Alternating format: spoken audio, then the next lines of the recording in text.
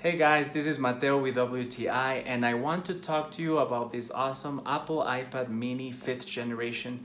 I use this guy all the time for work, for reading books, for watching movies, watching videos.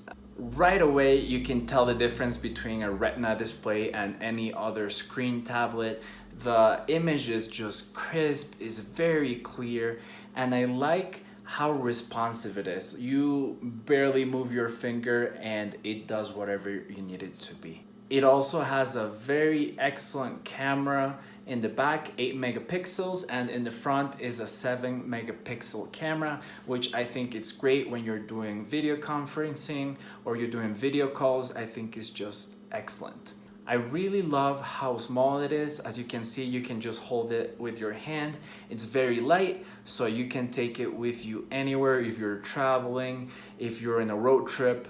I think this is an excellent iPad to get when you're on the go. So if you're looking for a great quality iPad that is small but it still has all that power that Apple provides, I really recommend this one, and that is my point of view.